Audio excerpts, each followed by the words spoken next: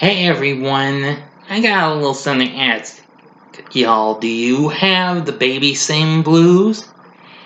If so, the Big D will help you take care of that with a review of Adventures in Babysitting right now.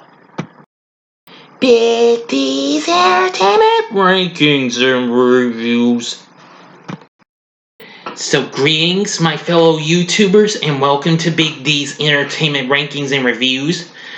My name is Doyle, better known to y'all as the Big D.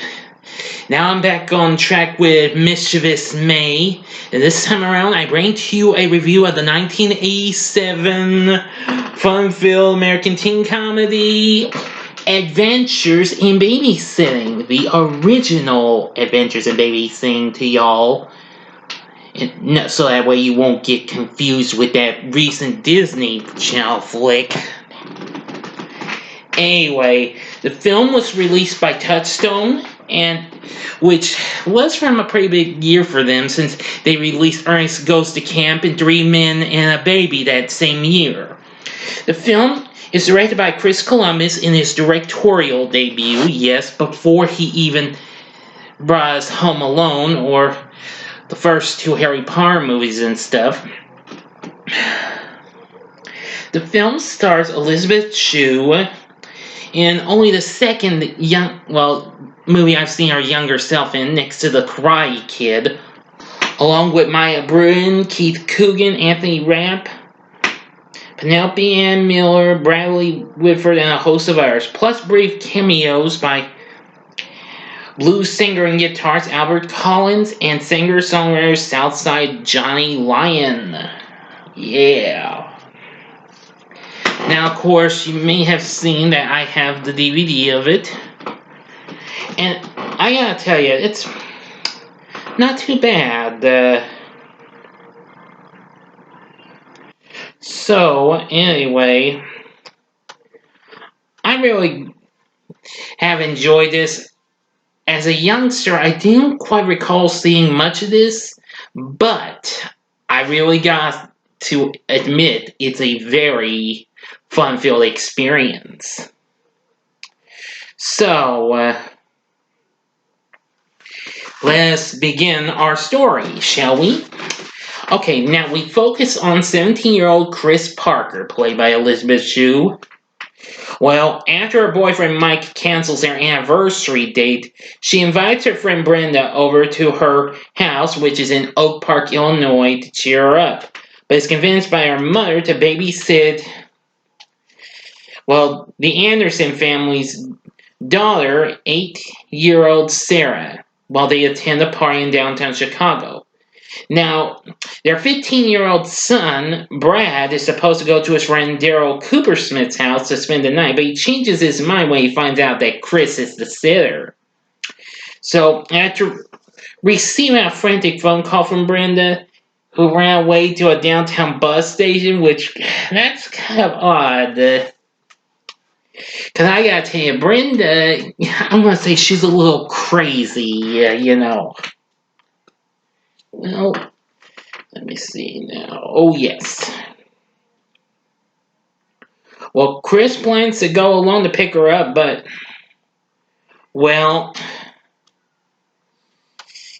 Sarah just kind of insists that she and Brad go instead of having Brad take care of her while Chris is gone for a while. So, they go alone, and so does Daryl.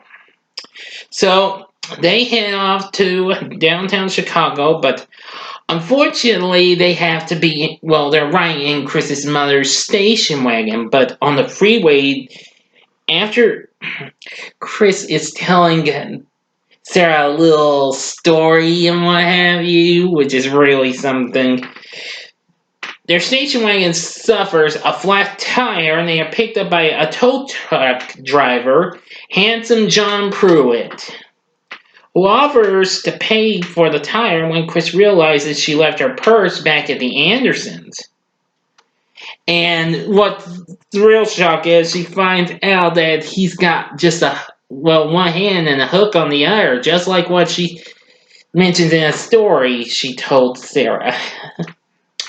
So, En route, Pruitt gets a call from his boss, Dawson, who is played by a younger Vincent D'Onofrio, which you'll see him later on in the movie. Well, with evidence, Dawson has evidence that Pruitt's wife is cheating on him, and he rushes to his house to confront the infidelity. So Chris's mother's car is damaged when Pruitt accidentally shoots out the windshield while aiming to kill his wife's lover with his snub-nosed revolver. So they hide in this adulterous Cadillac, which is then carjacked by a thief named Joe Gibb. I hate when miss suddenly a th when f. I hate when I do that. I know I have a problem with that logo. Okay, enough said. Reaching their hideout in the south side, the kids realize they have stumbled upon a chop shop, and Joe is chided by Graydon, the Operation Second in Command, for bringing witnesses. So the kids are detained in an upstairs office, but they escape.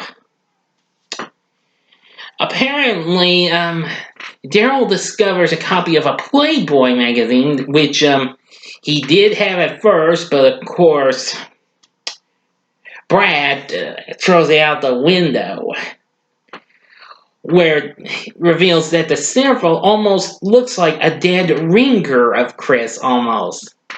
Sort of. But anyway.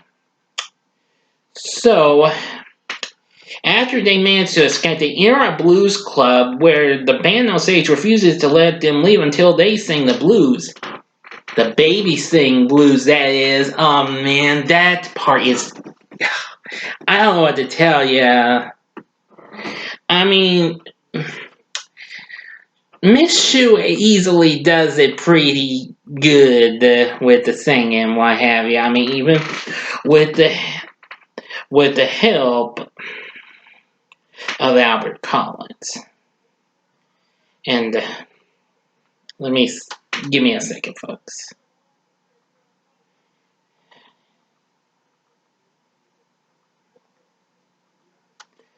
Okay, just making sure that I didn't miss anything. But anyway,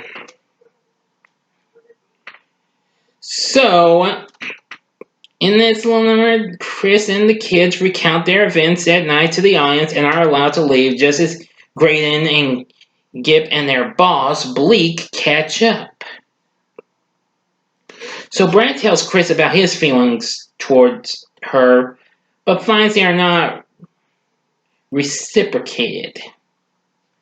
After separating Daryl from a streetwalker who is a runaway, Chris is reminded of Brenda, but they are found and chased again by Graydon and Bleak, but escape on the Chicago L train and wind up in the middle of a gang fight. Yeah.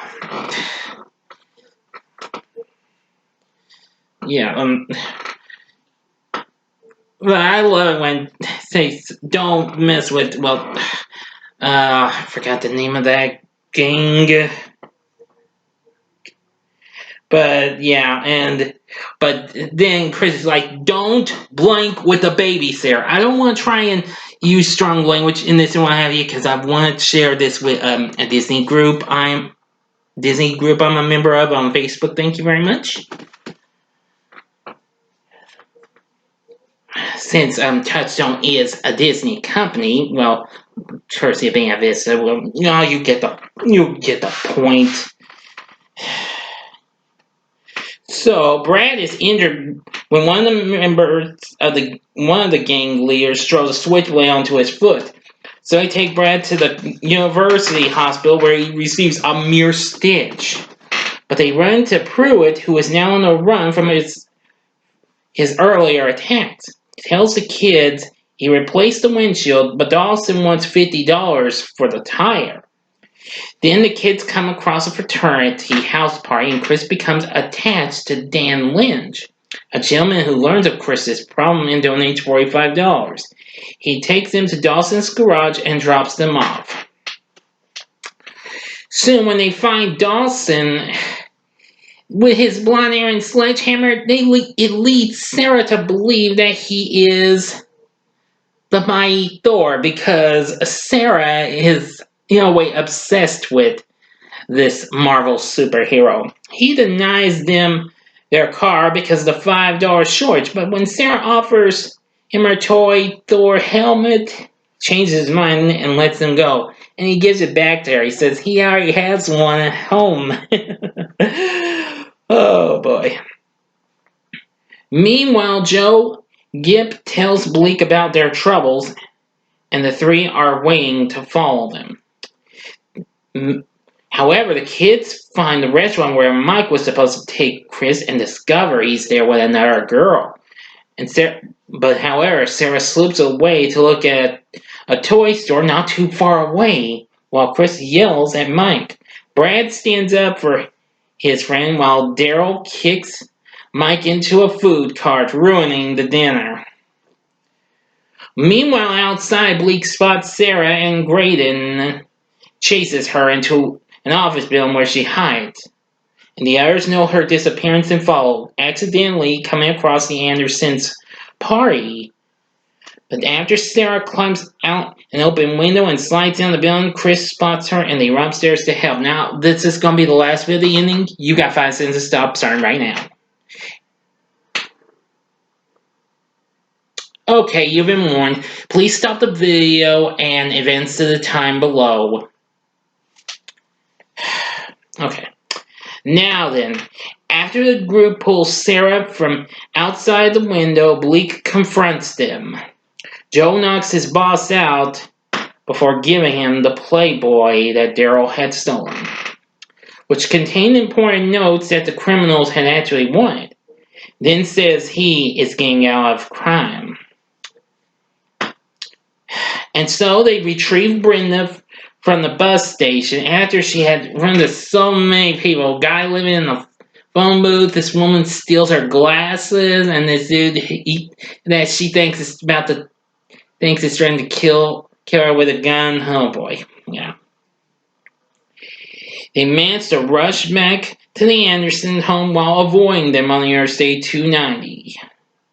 Once home, Chris cleans up the mess left earlier, selling into place at the last nanosecond. I'd say nanosecond, but you could call it last minute. Whatever, okay? Just as the Andersons enter, Chris says goodnight to the kids, and Brad tells her he understands about her not feeling the same way he did about her, and tells her if they see each other at school the next day, it is okay if she ignores him, but Chris smiles and tells him she does not ignore her friends. Just as she's about to leave, Dan arrives with one of Sarah's skates, which is somehow missing. He says he needs a babysitter, and is disappointed when Chris says she's retired. But he confesses the babysitter was for him. Chris decides that retirement can wait and gladly agrees to babysit Dan. With Sarah's encouragement, Chris and Dan kiss outside as Brad closes the blinds. And that's the end. Oh, but wait. We do have a post-credit scene. Graydon is shown standing on the ledge of the building, still trying to find his way to safety. And then our movie fades out. That's that, for real. Okay, now then, what do I think of Adventures in Babysitting? Well, I gotta say, it was fun. It was a fun experience. I love the performances we got from everyone. Elisabeth Shue really stole the show. But I gotta give credit to the kids. Keith Coogan plays Brad, and Maya Bruin and Sarah. They all were great. Anthony Rapp, absolutely great as Daryl. All the actors were absolutely real good too. So I have to admit, they were all good. I absolutely did like seeing a younger Vincent D'Onofrio playing as who Sarah believes was Thor because, well, you know, and of course, a lot of you may know he went on to play the Kingpin in Netflix's Daredevil series a few years ago. Anywho, some of her performances weren't too bad, but I have to admit, it was fun. So, and the story's not quite too bad either. I do like some other performances. I do like the intro with the opening credits where Chris is getting down and what have you, listening to and then he kissed me, which was a hit long ago by R&B group The Crystals. I just gotta say, it's just a great movie. I think you'll really like it if you give this a try. So yeah, I'd say most definitely go ahead, give this a go, because this is a recommendation by the Big D. Now you can find this on DVD. It's a pretty reasonable price. It is on Blu-ray, 25th anniversary edition. Now, although in different in parts of the world, in the UK, it's mostly referred to as a Night on the Town on television airings in the UK. But however, when it was released on video cassette in the UK, it was released under its original title. Yeah. However, I will say that I found out it actually got a special PG rated, an anti-PG version a few years after its original release.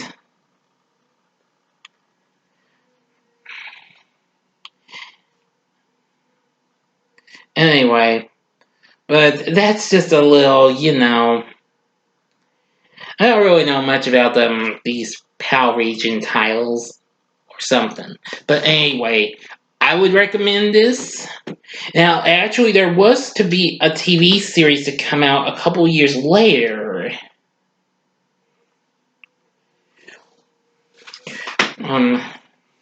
Which starred Jennifer Guthrie as Chris, who would later go on to star with Maya Bruin on TV's Parker Lewis Can't Lose, and Joy Lawrence, who would go on to star on Blossom as Brad, Courtney Peldon as Sarah, and Brian Austin Green before 90210, the original Beverly Hills 90210, would play Daryl.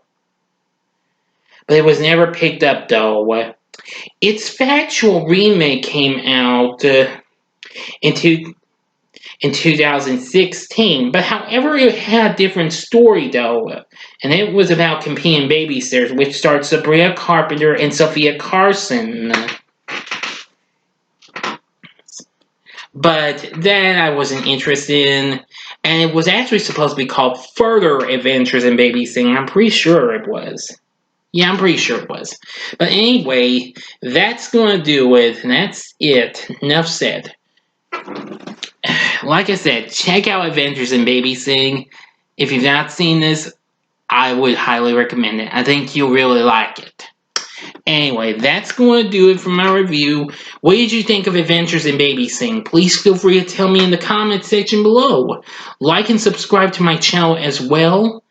And be a part of the Big D Nation. And I'm actually climbing again in the subscribers, so thanks. But anyway, now I will have my next Saturday morning TV log of the Tom and Jerry comedy show ready for tomorrow, and on Mother's Day will be a two more reviews. Now early on Mother's Day, I will be reviewing Big Mama's House a little early before its 20th anniversary, and then later on in the night, I'll be reviewing Mrs. Doubtfire. So anyway, thanks again for watching. Now, if you liked what you saw, you can check out my previous two Mischievous May movies. In the upper left-hand corner is my review of Dennis the Menace, and the upper right-hand corner is my review of The New Adventures of Pippi Longstocking. And in the bottom right-hand corner is the button you can click to subscribe to my channel. Thank you again for watching. Until next time, I'm the Big D saying, see ya!